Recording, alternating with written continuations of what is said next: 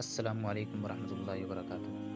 محترم حضرات اور دوستو، آج کی ویڈیو میں ہم دو مشہور مجاہدین آزادی کا تذکرہ پڑھیں گے انشاءاللہ۔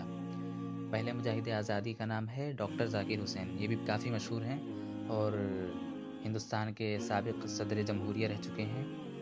اور پھر اس کے بعد ہم تذکرہ پڑھیں گے اشفاق اللہ خان کا۔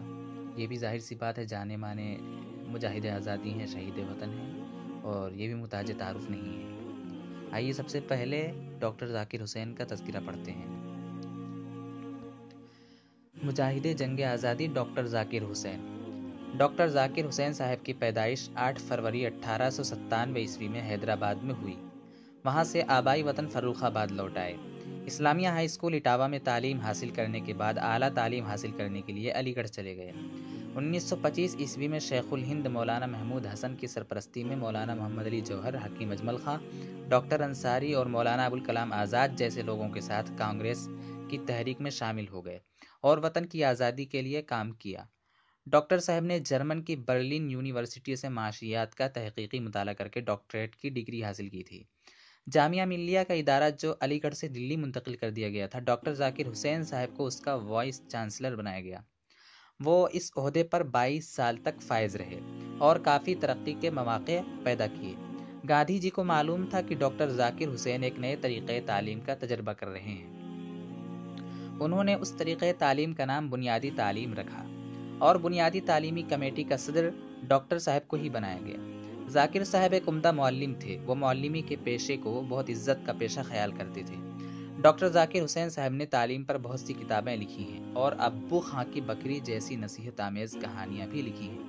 وہ حقیقت میں علم دوست تھے۔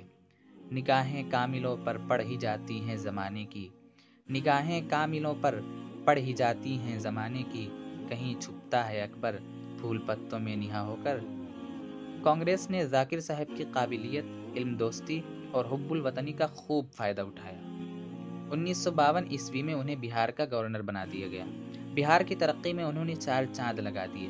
انہوں نے جس بڑے سے بڑے عہدے پر کام کیا اس کو ہی رونق بخش دی۔ وہ پہلے 5 سال تک جمہوریہ ہند کے نائب صدر رہے اور اس کے بعد 1967 میں وہ ہندوستان کے صدر چنے گئے۔ ڈاکٹر ذاکر حسین صاحب کو ملک کے سب سے بڑے خطاب بھارت رتن کے اعزاز سے بھی نوازا گیا۔ اس موقع پر تقریر کرتے ہوئے انہوں نے فرمایا، سارا ہندوستان میرا گھر ہے اور اس میں رہنے والے تمام لوگ میرا کنبہ ہے۔ میں اس ملک کو خوبصورت، مضبوط اور خوشحال بنانے کی کوشش کروں گا۔ وہ سادگی، صاف گوئی، نیک کرداری اور خلوص کا پیکر تھے۔ 3 مئی 1969 کو اچانک وہ اللہ کو پیارے ہو گئے۔ اب آئیے تذکرہ پڑھتے ہیں شہید وطن اشفاق اللہ خان کا۔ شہید وطن اشفاق اللہ خان حسرت وارثی۔ امر شہید اشفاق اللہ خان حسرت وارثی 22 اکتوبر 1900 کو شاہجہاں پور کے محلہ امن زئی میں پیدا ہوئے تھے۔ ان کے والد شفیق الرحمان محکمہ پولیس میں انسپکٹر تھے۔ ان کی والدہ محترمہ کا نام مظہر النساء تھا، جو کافی تعلیم یافتہ اور دور اندیش پٹھان خاتون تھی۔ اشفاق کے علاوہ 5 بھائی بہن تھے اور اشفاق سب سے چھوٹے ہونے کے باعث وہ سب سے زیادہ پیارے تھے۔ اشفاق جب شاہجہاں پور کے مشن ہائی اسکول میں پڑھتے تھے تبھی ان کی ملاقات پنڈت رام پرساد بسمل سے ہو گئی تھی۔ پنڈت رام پرساد حالانکہ اشفاق سے 2 درجہ آگے تھے، اشفاق کو تو تلاش کسی جوشیلے محب وطن کی تھی، جس کی زندگی کا نصب العین غلام دیش کو آزاد کرانا ہو اور جینا و مرنا صرف اپنے وطن کے لیے ہو۔ اشفاق اپنی تلاش میں کامیاب ہوئے۔ انہیں پنڈت رام پرساد میں وہ سب باتیں مل گئیں جو وہ چاہتے تھے، لہذا دونوں کی دوستی ہو گئی اور یہ دوستی اس قدر پروان چڑھی کہ کچھ ہی دنوں میں دونوں ہم پیالہ اور ہم نوالا ہو گئے، جبکہ رام پرساد آریہ سماجی برہمن تھے اور اشفاق پٹھان مسلمان تھے۔ 1924 میں انگریزوں ہی کی وجہ سے شاہجہاں پور میں ہندو مسلم فساد ہو گیا، جس وقت مسلمان آریہ سماج میں آگ لگانے جا رہے تھے، تو اشفاق نے اپنی پستول لے کر بھیڑ کو آگے بڑھنے سے روک دیا اور کہا، آپ لوگ اشفاق کی لاش پر سے گزر کر ہی آگے بڑھ سکتے ہیں۔ آپ لوگ جانتے ہیں جس آریہ سماج مندر میں تم لوگ آگ لگانے جا رہے ہو اس میں تو اشفاق کا رام رہتا ہے۔ اور اسی طرح رام پرساد نے بھی ہندوؤں کو آگے بڑھنے سے روک دیا تھا۔ ان دونوں سچے دوستوں اور وطن کے شہیدائیوں نے فسادیوں کو لوٹ مار خون خرابہ کرنے سے روک دیا تھا۔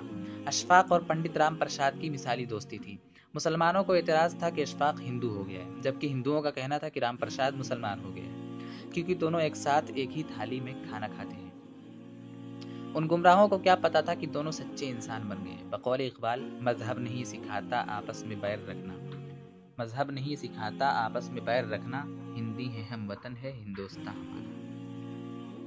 8 اگست 1925 یا 35 کو رام پرساد نے 10 نوجوان انقلابیوں کی ایک میٹنگ بلائی اور تجویز رکھی کہ انقلابی پارٹی کے لیے اسلحہ خریدنا ضروری ہے، اس لیے ہمیں سرکاری خزانہ لوٹنا چاہیے۔ اشفاق نے اتفاق رائے نہ کرتے ہوئے یہ ایک مشورہ دیا کہ پارٹی ابھی کمزور ہے، ہمیں ایسا خطرناک کام نہ کرنا چاہیے، اگر ہم لوگ پکڑے گئے تو ہماری پارٹی تباہ ہو جائے گی۔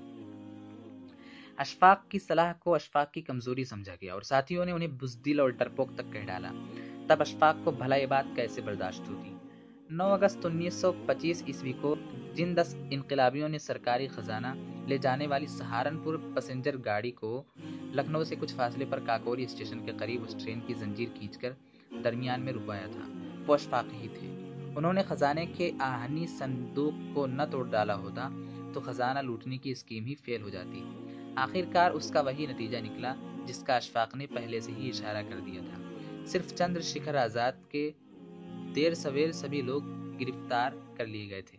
اشفاق اور شچیندر ناتھ بخشی فرار تھے اور پولیس انہیں قریب 1 سال کے بعد ہی گرفتار کر سکی تھی اور ان دونوں پر الگ سے لکھنؤ میں مقدمہ چلایا گیا۔ کل 44 نوجوان گرفتار کیے گئے تھے، ان میں سے 4 کو پھانسی اور 18 کو لمبی سزا دی گئی تھی۔ پھانسی کی سزا پانے والوں میں رام پرساد، روشن سنگھ، راجندر ناتھ لاہڑی اور اشفاق اللہ خان تھے۔ جب اشفاق کو 13 جولائی 1927 کو پھانسی کی سزا سنائی گئی، یعنی کہ ظاہر سی بات ہو، جب مشورہ ہوا تھا تو 1925 تھا، 35 نہیں تھا، مجھے صاف نظر نہیں آ رہا تھا، نشان ایسا بنا ہوا کہ 35 لگ رہا تھا۔ ہاں تو کیا ہے، جب اشفاق کو 13 جولائی 1927 کو پھانسی کی سزا سنائی گئی تو انہوں نے جج کا شکریہ ادا کیا اور پراسیکیوٹنگ انسپکٹر سے مصافحہ کیا اور کہا کہ دوران مقدمہ اگر مجھ سے آپ کی شان میں کچھ نامناسب بات زبان سے نکل گئی ہو تو مجھے معاف کرنا، آپ سرکار کے نوکر ہیں، آپ نے اپنا فرض ایمانداری سے ادا کیا ہے، ایسا ہی ہونا چاہیے۔ اشفاق کی حب الوطنی، سچی دوستی اور وفاداری کے بارے میں جتنا لکھا جائے اتنا کم ہے۔ لوگ سرکار سے اپیلیں کرتے ہیں تاکہ ان کی سزا کم ہو جائے، مگر اشفاق نے نجی طور پر سرکار سے یہ اپیل کی کہ پنڈت رام پرساد بسمل قطعی قصوروار نہیں ہے، سب قصور ان کا ہے، لہذا رام پرساد کو پھانسی نہ دی جائے۔ پھانسی صرف ان کو ہی ہونی چاہیے کیونکہ ٹرین کا خزانہ لوٹنے کا کام فقط ان کے ہی ایما پر کیا گیا تھا۔ فیض آباد جیل کے حکام جب 19 دسمبر 1927 کو اشفاق کو پھانسی گھر چلنے کے لیے لینے آئے تھے تو انہوں نے دیکھا کہ اشفاق تو قرآن شریف کا بستہ اپنے کندھے سے لٹکائے پہلے سے ہی تیار بیٹھے ہیں، وہ ایک حاجی کی طرح ان کے ساتھ ہو لیے۔ تختہ دار پر چڑھنے سے قبل جب ان سے ان کی آخری خواہش اور آرزو معلوم کی گئی تو انہوں نے کہا، کچھ آرزو نہیں ہے آرزو تو یہ ہے، کچھ آرزو نہیں ہے آرزو تو یہ ہے، رکھ دے کوئی ذرا سی خاک وطن کفن میں۔ جیل کے حکام دنگ تھے اور انگشت بدندہ تھے کہ یہ کیسا حیرت انگیز انسان ہے جو پھانسی کے وقت بھی خوش ہے اور اپنے کفن کے لیے تھوڑی سی خاک وطن چاہتا ہے، کیونکہ اس کے قبل ایسے بہادر اور فرشتہ سیرت انسان کے انہیں کبھی درشن نصیب نہیں ہوئے تھے۔ جیلر نے کہا، انشاءاللہ آپ کی یہ خواہش ضرور پوری کی جائے گی۔ دوسری ایک خواہش اشفاق کی یہ بھی تھی کہ جلاد منع خاں غسل کر کے ہی ان کے پاک جسم کو ہاتھ لگائے اور پھانسی کی رسیوں کو چوم لینے کے بعد ہی وہ ان کے گلے میں رسیوں کو پہنائے۔ ان کی یہ خواہش فوراً پوری کی گئی۔ جلاد منع خاں نے غسل کرنے کے بعد ہی اشفاق کے جسم کو چھوا جس کے کاندھے سے مقدس قرآن شریف کا بستہ لٹک رہا تھا۔ تختہ دار پر کھڑے ہو کر اشفاق نے کہا، میں نے اپنے ہاتھ انسانی خون سے کبھی نہیں رنگے ہیں، اب میرا انصاف خدا کے یہاں ہوگا۔ جلاد منع خاں نے پوچھا، خاں صاحب آپ تیار ہیں؟ اشفاق نے کہا، ہاں، بھارت ماتا کی جے، وندے ماترم۔ اتنا کہتے ہی جلاد نے اشفاق کو اس پھانسی پر جھولا دیا جسے وہ معراج عاشقاں کہا کرتے تھے۔ پھول برساتی ہے دنیا آج تربت پر تیری، پھول برساتی ہے دنیا آج تربت پر تیری، زندگی بھی رشک کرتی ہے شہادت پر تیری۔ محترم حضرات اور دوستوں، بہت بہت شکریہ۔ ویسے ایک بات نوٹ کرنے کی ہے کہ وندے ماترم ہمارے علماء منع کرتے ہیں کہنے سے، اور اس کی ایک بہت بڑی وجہ ہے، ایک بہت بڑا کارن ہے اس کا، اور وندے ماترم کا پس منظر جو ہے وہ تھوڑا بھیانک ہے اسی وجہ سے، اور بہت ساری وجوہات ہیں۔ ہم ظاہر سی بات ہندوستان سے محبت کرتے ہیں، اپنے وطن سے حد درجہ پیار ہے ہمیں، اور تبھی تو اس کی آزادی کے لیے مسلمانوں نے اتنی جوش و خروش سے حصہ لیا اور پھر اتنی بڑی تعداد میں شہادت پائی۔ تو ہمیں تو اپنے وطن سے پیار ہے، اور ہم ہندوستان زندہ باد اپنے وطن کی آزادی کے لیے اور اپنے وطن کے لیے ہم نعرے لگاتے ہیں، لیکن وہ نعرے جس سے ہمارے مذہب پر انگلی اٹھے، ایسے نعروں سے ہمیں بچنا چاہیے، بس اتنی سی بات ہے۔ اور یہ علماء نے اس کو واضح کیا ہے بہت اچھے سے۔ آج کے لیے بس اتنا ہی، بہت بہت شکریہ، جزاکم اللہ احسن الجزا، السلام علیکم۔